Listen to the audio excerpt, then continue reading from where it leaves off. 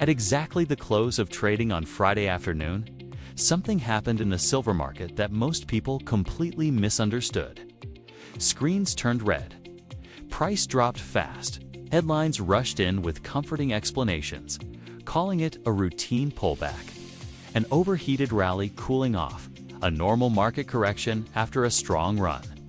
That story is designed to calm you, to make you believe nothing unusual occurred. But markets don't move with surgical precision by accident. Gravity doesn't strike at the exact second the closing bell rings. And price doesn't collapse in unison across leveraged positions unless someone reaches into the system and changes the rules. What actually happened wasn't a sell-off. It was an eviction. A forced removal of leverage that triggered a chain reaction most traders never see. Because while everyone was staring at the red candle, the real event happened off-chart, inside a document almost nobody reads. A clearing advisory, quiet, technical, boring on the surface, but powerful enough to change the physics of the entire silver market in one instant. The CME Group raised the initial margin requirement on a 5,000 ounce silver contract from $20,000 to $22,000, a 10% increase. Overnight, effective immediately. No warning, no transition, no mercy. $2,000 may sound trivial if you think like a bank. But when you understand how futures markets actually function, you realize this wasn't a minor adjustment. It was a kill switch. Because futures markets don't run on belief or sentiment. They run on credit, and leverage is not a right.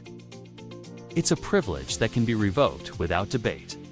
Thousands of traders were holding long silver positions as price pushed into new highs.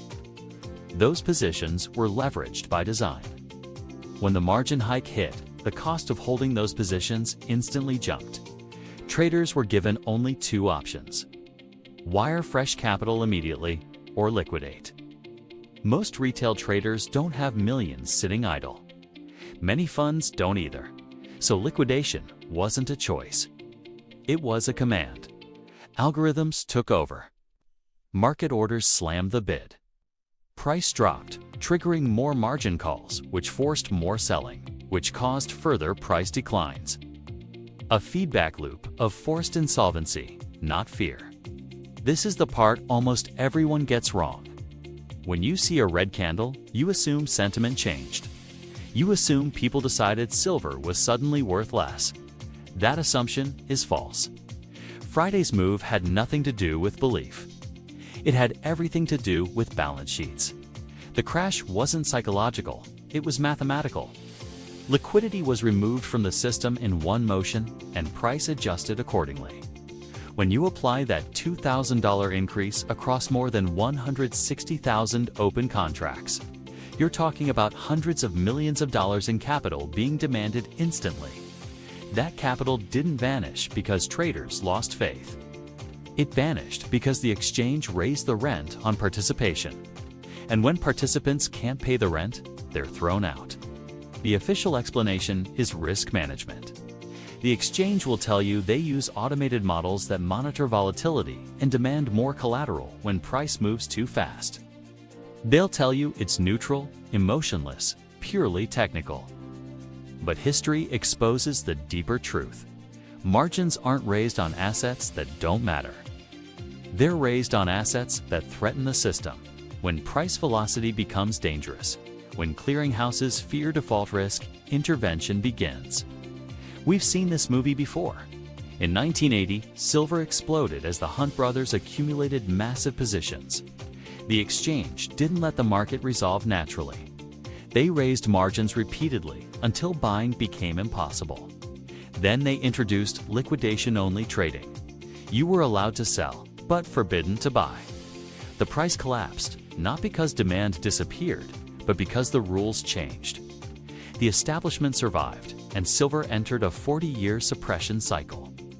We saw the same playbook in 2021 during the silver squeeze.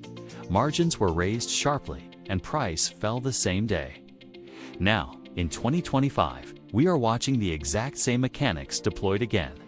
But this time, there is one critical difference, a difference that changes everything. In 1980, the world was swimming in silver. There was no physical shortage. Jewelry was melted down. Coins flooded the market. Supply existed. It was simply being hoarded. Today, that is no longer true. We are in a structural deficit that has lasted for years. The world has consumed far more silver than it has mined. Warehouses are draining. Registered inventories are shrinking. The free float is collapsing. Silver were abundant, the price would self-correct naturally. Suppliers would sell. Inventory would appear. The rally would cool without intervention. But that's not happening. Instead, the paper market is forced to use artificial tools to suppress price because the physical market cannot respond. This is where the story gets dangerous. Because the buyers driving real demand are not speculators. They are industrial users, solar manufacturers, electric vehicle producers, data centers, defense systems. These buyers do not care about COMEX margin requirements. They need silver to function. Without it, their products do not work. They are price inelastic. If silver is $60, they buy. If it's $100, they buy. Because the cost of silver is a fraction of their total project cost. But without it, the project collapses. This creates a divergence that cannot last forever. The paper market is throttled by margin hikes and trading halts, while the physical market is drained by necessity. And that brings us to the second weapon deployed on Friday, one almost nobody is talking about. Modern exchanges no longer rely on simple daily price limits. They use dynamic fluctuation bands that adjust in real time. The system watches price movement over rolling windows and calculates invisible ceilings above the market. When price approaches those ceilings, algorithms pull liquidity. Buyers disappear, not because they don't want silver, but because they don't want to be trapped in a trading halt. Momentum dies before it can go vertical. This is how you suppress price without dumping metal. You punish speed. The result is a step descent. Violent rallies followed by forced cooling. Margin hikes. Trading halts, media narratives declaring the move over. This process is designed to exhaust you psychologically, to make you sell out of frustration, to convince you the bull market is broken. But there is a massive difference between a broken engine and a throttled one. Most investors will see the volatility and walk away. They'll retreat to index funds and predictable returns. They'll miss what's happening beneath the surface because they don't understand the plumbing of the market. They don't read the rulebook. They don't see intervention as confirmation. They see it as failure. But intervention is fear. And fear only appears when control is threatened. The margin hike to $22,000 wasn't the end of the bull market. It was an admission that volatility above $65 is systemically uncomfortable. It was the exchange drawing a line in the sand. Not because silver is weak, but because it's strong. This leads to the most important concept of all, counterparty risk. If you hold silver through paper instruments, ETFs, futures, or unallocated accounts, you are exposed to rule changes. Terms can be rewritten. Settlement can be forced in cash. Delivery can be denied. Friday showed exactly how fast the rules can shift when stress appears. Physical silver does not have this problem.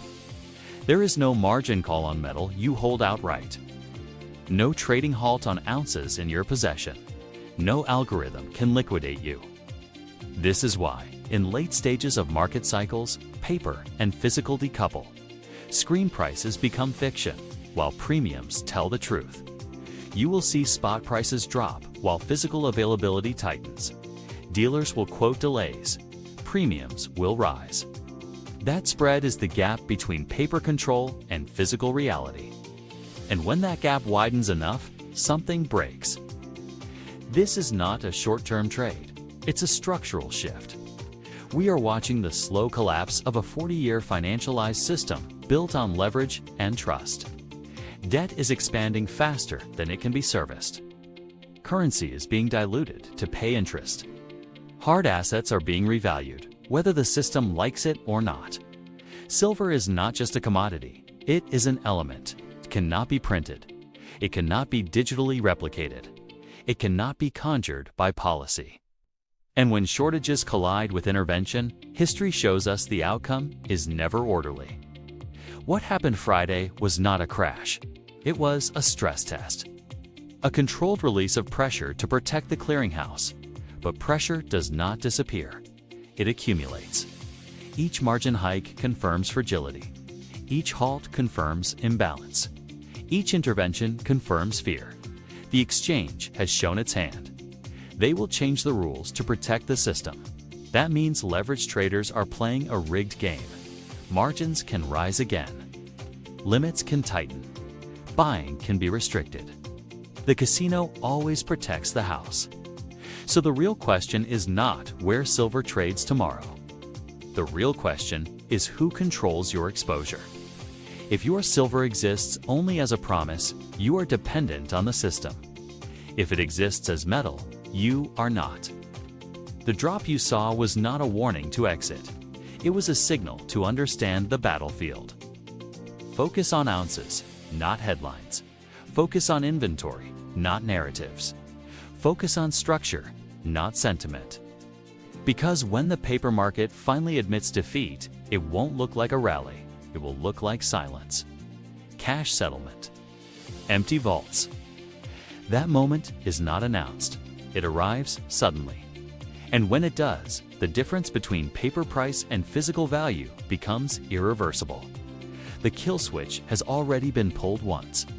That alone tells you everything you need to know. This isn't about panic. It's about preparation. The system has entered a phase change. And those who understand the mechanics don't react. They position. In the next video, I'm going to break down the single metric that appears right before physical decoupling accelerates the signal institutions watch, but never explain publicly. When you see it, you'll know exactly where we are in the cycle. This wasn't a collapse, it was a warning shot, and the people who understand it won't be the ones forced to sell.